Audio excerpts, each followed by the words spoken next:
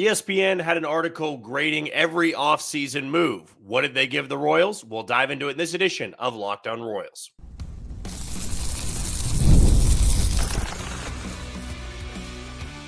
You are Locked On Royals, your daily Kansas City Royals podcast. Part of the Locked On Podcast Network, your team every day. You are tuned into another edition of Locked On Royals in the Locked On Podcast Network. I'm your host, Jack Johnson, and you can find me on Twitter or X at JohnnyJ_15. That's at JOHNYJ_15. And you can also find us on wherever you get your podcasts. That can be Spotify, Apple Podcast, Amazon Music, Google Podcast. We're on Odyssey and YouTube.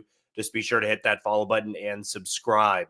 If you're a first-time listener and you want to know a little bit more about me and this show, I am based here in Kansas City. I work at Sports Radio 810 WHB, doing some hosting, co-hosting, and a little bit of producing as well. But when it comes to this podcast, when you click on this link, you know that you're going to be getting 30 straight minutes of Royals baseball. Today's show is brought to you by Rocket Money. Cancel your unwanted subscriptions and reach your financial goals faster with Rocket Money. Go to rocketmoney.com/lockedon today. Well, it has been a while since our last episode, and mainly it's because I'm still getting over this bug that I had. I'm sure for a lot of you out there, you might have had the flu or something that you came down with around the Christmas time. Really all over the country, it feels like it's happening. I mean, it's flu season. And, you know, I thought back on Wednesday and Thursday, I was going to be able to do those episodes consecutively. But after doing the episode on Friday, I kind of felt like my voice was pretty shot once again. So thought I might give it a go on Sunday after taking some time off. But in the end, I thought if I could get one more day of rest, then we can go back to normal with our 3 episodes a week. Though for this week, it will be a little bit different. Instead of our Tuesday, Thursday, Friday, we're actually going to go Monday, Wednesday, Friday. And that's because we didn't bring you any episode over the weekend. We missed the majority of last week. And I wanted to make sure we got an episode out today. And then I didn't want to wait till Thursday for the next episode. So we'll just go with one on Wednesday. And then we'll have our typical Mailbag Friday on Friday. But for our 3 segments today, they're really going to be based around some articles I read off of ESPN. The first one coming from Dave Schoenfield and Bradford Doolittle on every move this offseason and the grade they received. And you had to scroll down pretty far to see the Royals move for Michael Wacha and then the Royals move for Jonathan India. And then we are going to be talking about Bobby Witt Jr. and what he's going to need to do in this upcoming year for the Royals to get back to where they want to get to. And ESPN did an article for all 15 American League teams and what they needed to do, what was one thing they had to have if they were going to improve from a season ago. Bobby Witt Jr. is the one highlighted in that. And then lastly, I did want to talk a little bit about this bullpen because with it getting to January here in the next coming days, I think we're going to see more moves being made, and will bullpen be an area that the Royals decide to address because either they feel a certain part of that bullpen needs to be shored up or they just feel like a certain area needs to be upgraded in that bullpen. We'll be talking about that to close out our segment today. But for our first segment, let's go back to these offseason grades. And I'm curious if the listeners out there feel like these grades were too low, because to me, at least for one of them, it did feel a little bit too low. So spoiler alert, if you have not read the article and you don't really want to watch this and you'd rather read the article, well, this is your time to exit out. Though I would never condone exiting out of my episodes early, but I know some people don't have ESPN Plus, so I'm going to go ahead and spoil what these grades were and why these grades were given. So number 1 was Michael Wacha, and the Royals gave him that 3-year, $51 million deal. At the time, it felt like a win-win for both sides. I don't think that either side was seen as one that got fleeced, as everybody loves to say now. I felt like at the time that was about what Michael Wacha deserved.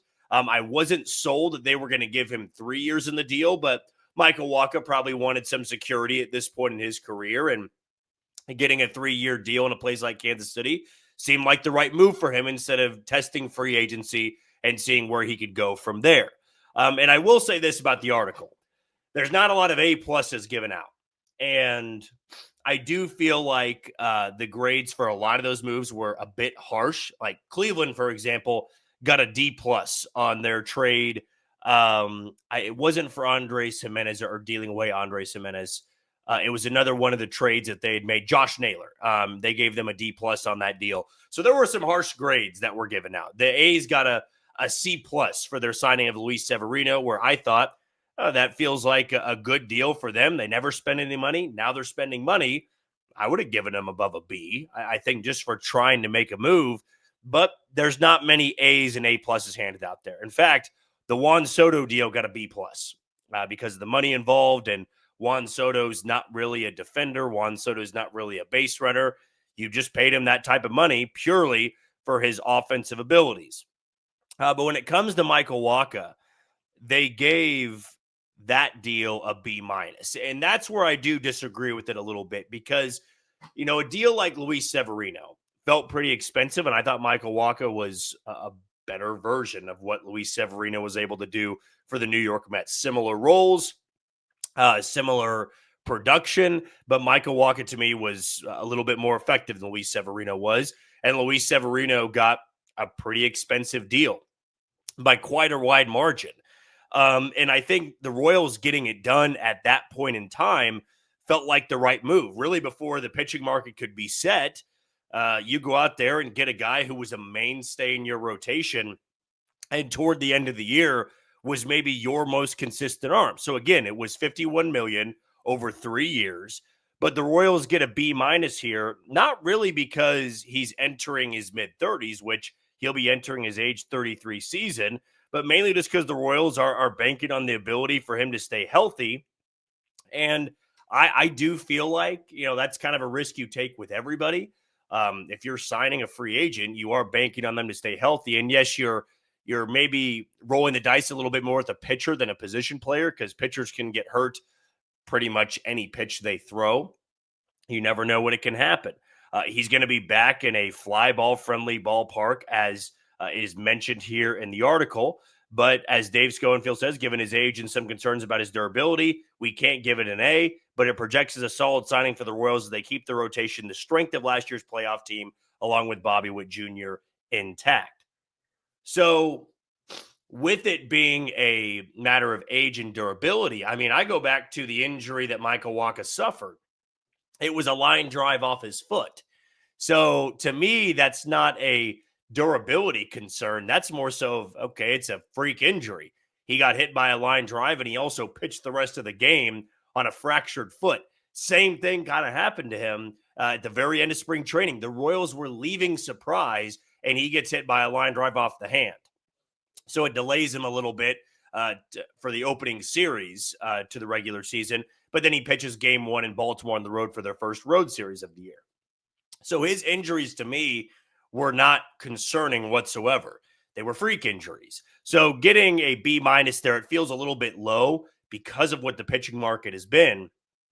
And I think Michael Wacha's effectiveness is very much something that can be done again in 2025. I do not feel like he went above and beyond in 2024, and there's a 0% chance that happens again. Like, I am more confident Michael Wacha stays consistent than Seth Lugo will. Because that Seth Lugo with 200-plus innings, never doing that in his career. He's a few years older. I could see some regression, but again, not a ton. I don't see a ton of regression from the top 3 guys in that rotation. As for the other deal they made, the other big deal, which was the Brady Singer for Jonathan India deal, they give the Royals a C-plus on that deal, and then they give the Reds a B-plus on the deal. So the Royals get Jonathan India, Joey Wiemer. The Reds just get Brady Singer. A part of the reason why they criticize this deal for Kansas City is basically saying their rotation was their strength. There's no need to trade away strong pieces in your rotation to mix things up. But I don't see it as mixing things up for the Royals. The Royals desperately needed a leadoff hitter, and they went out and got somebody who had a top 5 walk rate in all of baseball and has another year of control. I think positionally, that is where you can bring down this deal a few pegs, and that's always been something that's been notified. The Royals traded for somebody that's only played second base. Yes, I know Jonathan India told J.J. Piccolo, I take reps at third, I take reps at shortstop, I'm willing to play the outfield.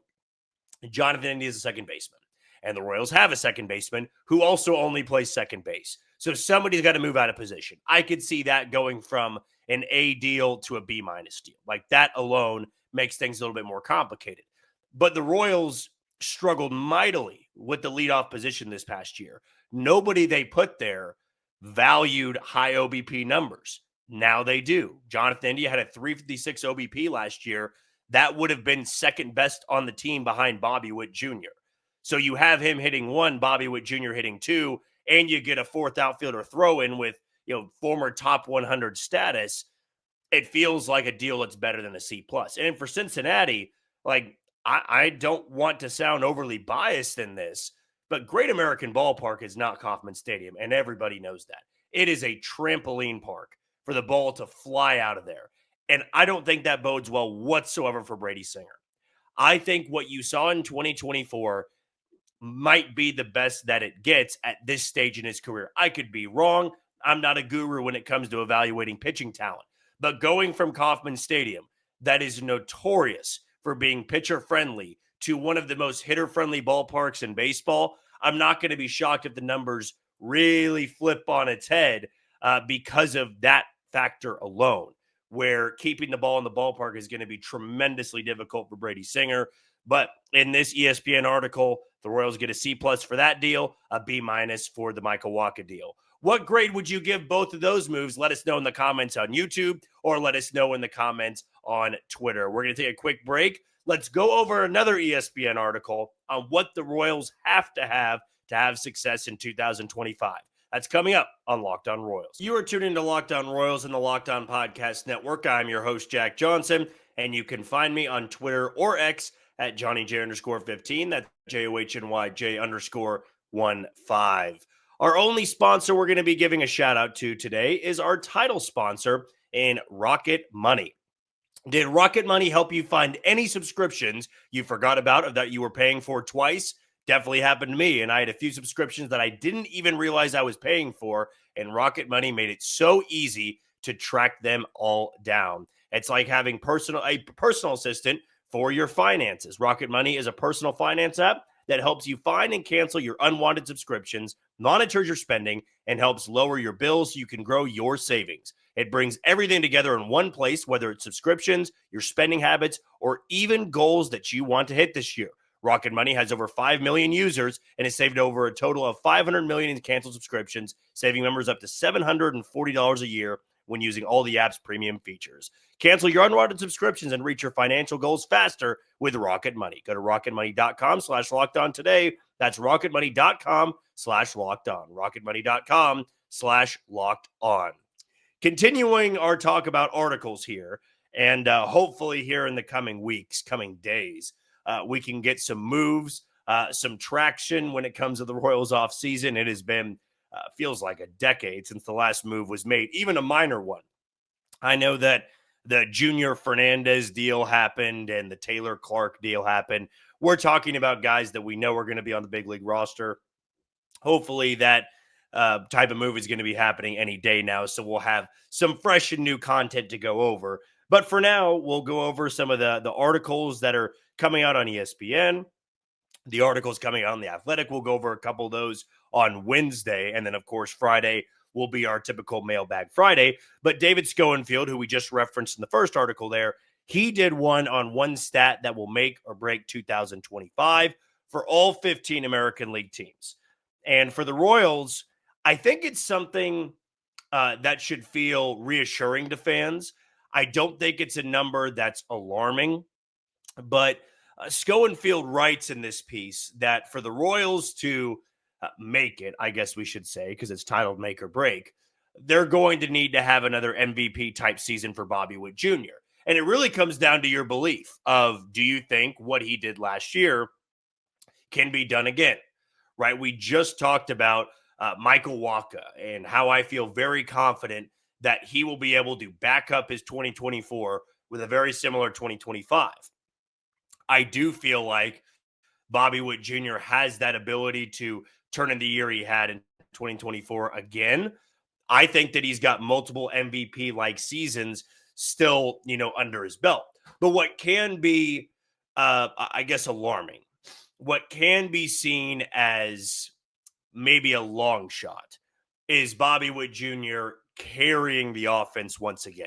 I think if you put that type of pressure on him, you can always have those down years like Mike Trout used to have in Anaheim, where he could put together an MVP type season, but the Angels didn't make the postseason.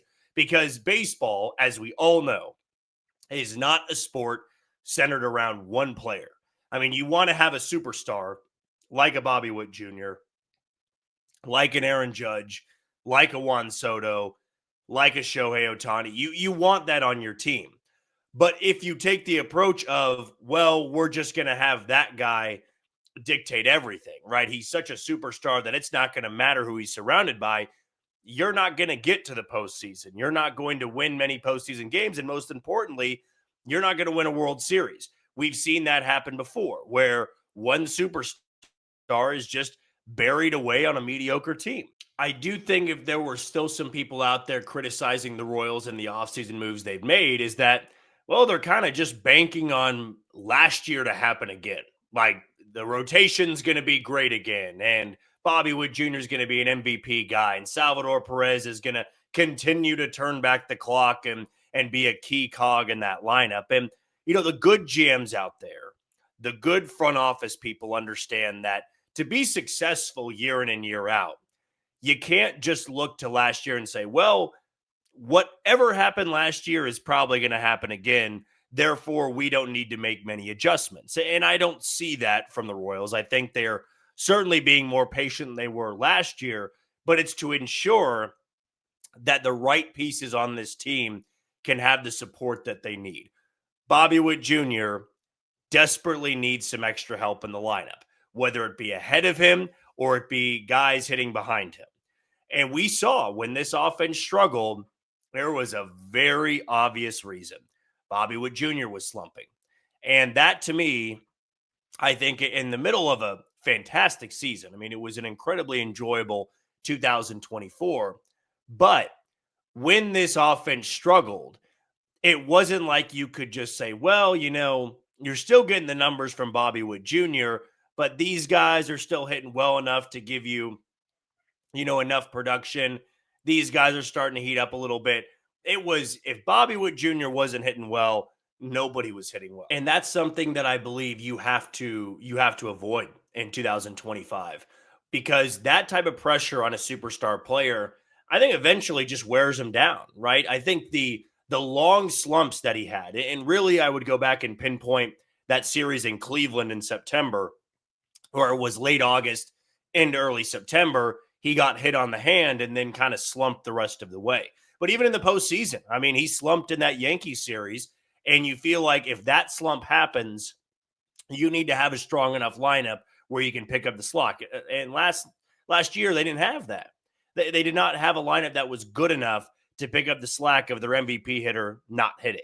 And I'm not saying you have to go out there and assemble the second best lineup in the American League. It's not that. I think you need to have pieces that certainly fit and can be upgrades at numerous positions. And also, guys just simply need to improve. I mean, you need to take what Michael Massey did when he was healthy, bottle that up, and hope that that's what you get 85% of the time from Michael Massey. You need improvement from Maikel Garcia. You need improvement and better health from Hunter Renfroe. You need more improvement from Kyle Isbell. You can't just bank on Salvador Perez driving in 105 again. You have to give help in that lineup, and that's what's going to give a better chance for Bobby Witt Jr. to have an MVP type of season. I believe that, you know, Aaron Judge isn't going to have another Barry Bonds-like year, but Bobby Witt Jr. won't have a great chance to win it if he's got those slumps where it's, you know, a few weeks long and he's hitting $160. You need to ensure that that $160 stretch lasts like 4 or 5 games, and you have a good enough lineup to pick up that slack when he is struggling, because that's inevitable. Even the best hitters out there have bad weeks, have bad series, just have a bad game in general.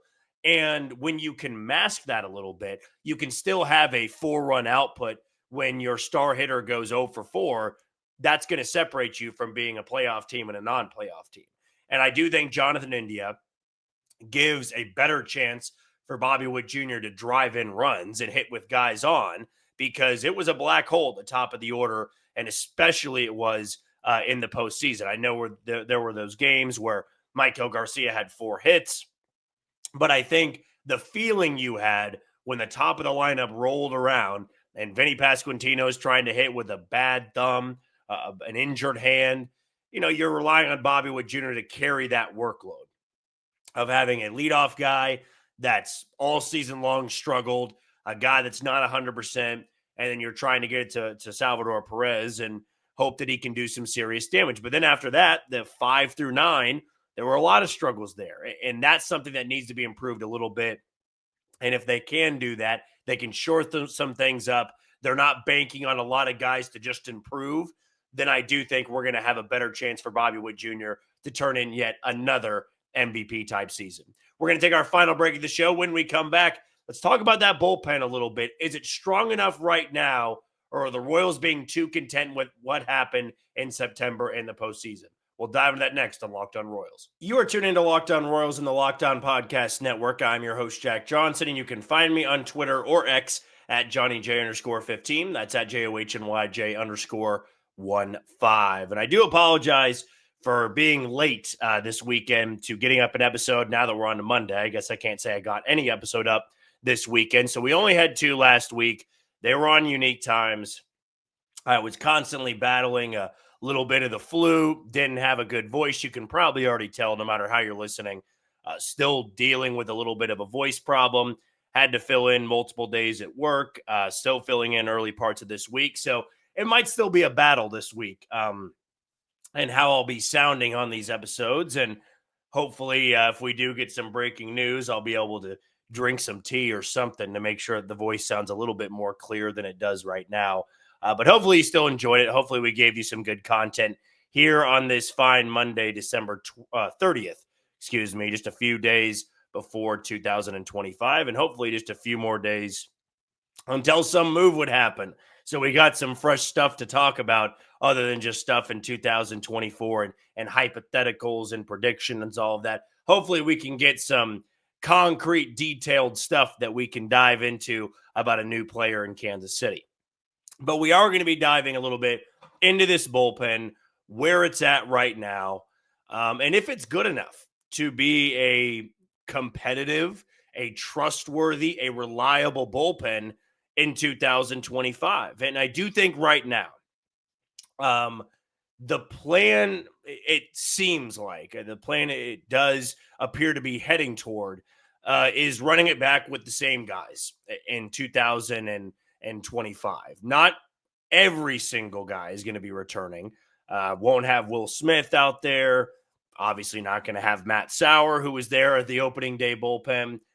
There's a chance that there will be some fresher names in there, some newer names that perform well in spring training or perform well first part of the year in AAA Omaha. But some of the mainstays that were there last year, some of the guys that logged a lot of innings, they're going to be back this upcoming season. Lucas Erceg will be this team's closer. And from what J.J. Picollo has said time and time and again, it feels like Hunter Harvey is going to be the setup guy for this team. The 7th inning, the 6th inning, those type of guys, going to be John Schreiber, going to be Angel Serpa, unless they are to flip him. We do know there's some teams that are interested in him as a starter. I do think there's a chance that somebody like Steven Cruz or Evan Sisk can win a job out of spring training. Sam Long, I have some pretty strong confidence that he will make the team out of camp. Maybe somebody like Taylor Clark or maybe a Junior Fernandez pitches well enough in spring training that they earn a job. I still think that's very, very much a long shot. But when you do chalk it all up, when you line everybody up, when you write those names down on paper, I think the upside is what you saw in September and what you saw in the postseason. But is it a dangerous game to be banking on those guys to give you what they gave you in the highest leverage opportunities? And when the stadiums were sold out, when the adrenaline's pumping, and I do think some of those guys thrived when the adrenaline was pumping through their veins. It's not always going to be that way. I mean, in April, you're going to be pitching in front of some sparse crowds. It's going to be cold, a different environment.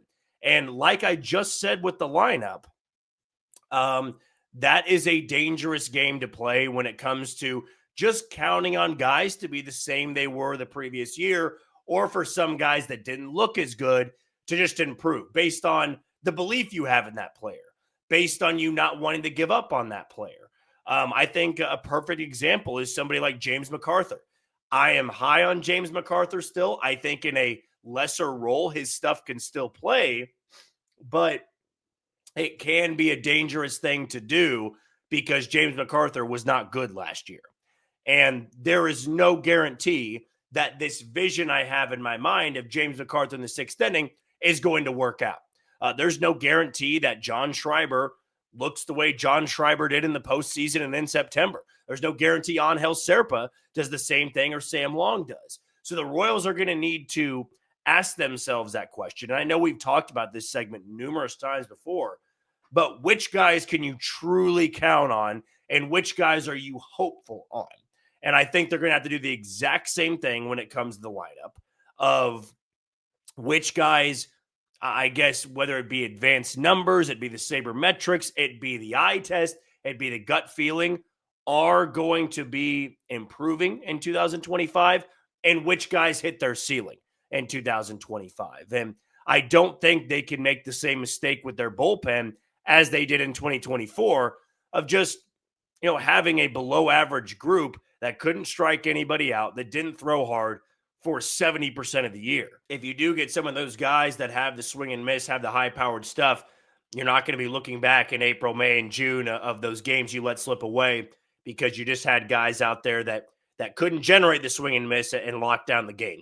They got that in Lucas Erceg. They hopefully can have that in Hunter Harvey, but I do believe they still need another arm or two to wrap up having a pretty consistent and strong bullpen, or at least one you can feel good about going into spring training. Well, that'll do it for another edition of Locked On Royals and the Locked On Podcast Network. I've been your host, Jack Johnson. Thank you for making Locked On Royals your first listen today. For your second, find Locked On MLB as baseball guru Sully brings a daily blend of humor and baseball, keeping you updated on every rumor and story throughout the offseason. Find Locked On MLB on YouTube or wherever you listen to your podcast. Tomorrow, we're going to talk about a few more articles that came from The Athletic. Hopefully, my voice will be a little bit better by Wednesday, but until then, you take it easy, Kansas City.